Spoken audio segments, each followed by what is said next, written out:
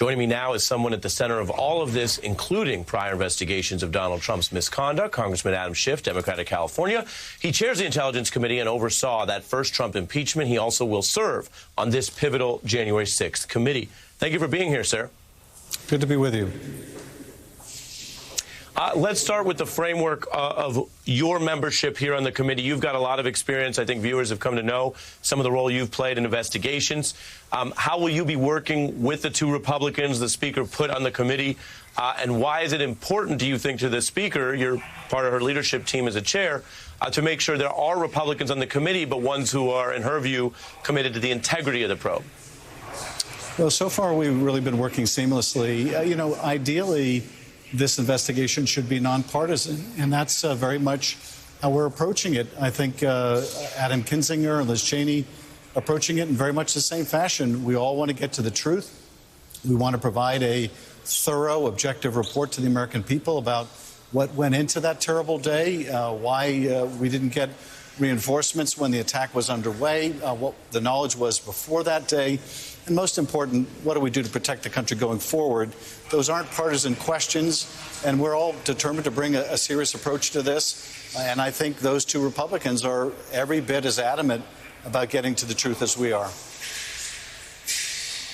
I appreciate your point on doing it without partisanship, and a lot of this is about facts and evidence, which shouldn't be partisan at all. We've seen more videos. We've learned more from some of these open DOJ probes, as you know. But there's also the aspect of what did the president know and when did he know it, which speaks to the role that he and others may have had, not only in bringing all those people to Washington, but then in what to do about what became the insurrection. Congressman McCarthy has sort of started to migrate on whether he would provide testimony to you or to your committee. Take a look. Would you be willing to testify about your conversation with Donald Trump on January 6th if you were asked by an outside commission? Sure. Do you still stand by that? Are you still prepared to testify about your conversation? My phone call is out there. The question is, you make a phone call after people are in the Capitol to advise the president of what's going on. It doesn't get to the answer of why were we ill-prepared. He has that evidence being a part of one of those pivotal conversations with then-President Trump. Do you think that his testimony is necessary in this investigation? And if he refuses, would you seek ways to try to compel it? Well, I'm not surprised to hear him hedging now. I think he was willing to make those statements when he didn't think there would be an investigation, when he thought they had successfully killed the commission that was first proposed and was the product of negotiations between Democrat Chair Benny Thompson and Republican John Katko. Now he seems to be singing a different tune. But look, that conversation might very well have had to do with why the Capitol was so ill-prepared and protected. We don't know what the administration knew in advance about these white nationalist groups that were going to be participating in that rally that had pre-planned this attack on the Capitol. And we don't know why it took so long to bring in the National Guard and other reinforcements. So if that call is relevant, if his testimony is relevant, then I'm sure we will seek it. How are you going to distinguish between what might be called protected speech, however fanciful or obnoxious it may be, around January 6th? For example, some of the Republicans who spoke at the rally and talked about not certifying the result, but of course they technically have that choice to make. They have that ability to decide whether to certify or not. How do you distinguish between that and what we saw in some of the militia organizing, the Proud Boys, the efforts to actually use violence to, however sloppily, try to have some sort of citizen coup? Where's that line for you as an investigator? Well, our role is going to be to fully uncover the facts. What is it that people did at that rally to instigate violence? How many of them went to that rally fully planning to do violence even before it began? Where was the financing for it? What role did the administration play in it? The decision about whether it's First Amendment protected activity or, it's violence directed at the Capitol and directed at people in the Capitol, those decisions are really ultimately made by the Justice Department in deciding who to prosecute. That won't be our role in this committee, but it will be our role to lay out in a very objective fashion what role each of those components played in what ended up being that bloody attack on the Capitol.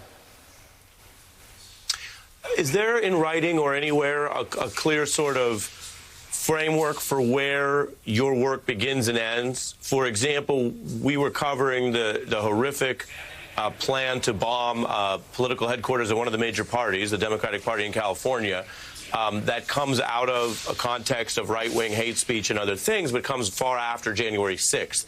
Now that this committee is really going and you've got your experience with investigations, how will you define those boundaries, and will the public know in real time sort of where your inquiry starts and ends? Well, you know, we begin with the organizing document. So the legislation establishing the January 6th Select Committee will be the paramount guide.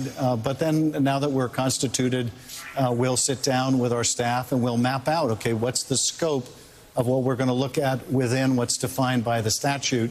Now, as we learn more, that scope may expand because there are things related to January 6th. But the focus is January 6th. The focus, also is in preventing this from happening again, and to the degree that other things are relevant to that, they'll be relevant. But there is plenty to uncover about what took place that day. And so we will have more than our plate full with that. But, we intend to follow the evidence where it leads and be guided by the language of the statute. And final question, Congressman. I know it's early yet, but we always want to ask these questions because it's important and interesting to some degree. The 9/11 Commission was seen as a high watermark of some of this. As you mentioned earlier, parts of it were quite nonpartisan in getting through the evidence. And ultimately, it provided a framework for some policy changes. There are older examples. The Church Committee came out of allegations of government misconduct and led to reforms to surveillance. Given your experience here, do you see any avenues where you might hope that not only do you find facts, but you could provide some nonpartisan framework for things that might be better improved? Because when you put some of this, some of the Republican lies to the side, I would at least hope that most Americans look at this and say anything reasonable that can be done to prevent anything like this ever getting near the Capitol and near security targets again would be worth considering. Well, absolutely, and that's really the goal, is to write a report that has credibility with the American people and recommendations that we can get buy-in for and implement, like the 9/11 Commission. Now, I don't need to tell you, we're in a different place in our country's history right now than we were on 9/11, and we were when the Church Committee was established. It's a much more polarized country. Our information is more balkanized. So in that respect, the job of our committee is going to be more difficult than it has in the past. But we're just going to have to work harder at it because at the end of the day, protecting the country going forward is what this is all about. One final note, and that is this was ultimately an attack on the Capitol motivated by people who could not accept losing an election and made the decision that they would use violence to achieve a political object that they can't at the ballot box.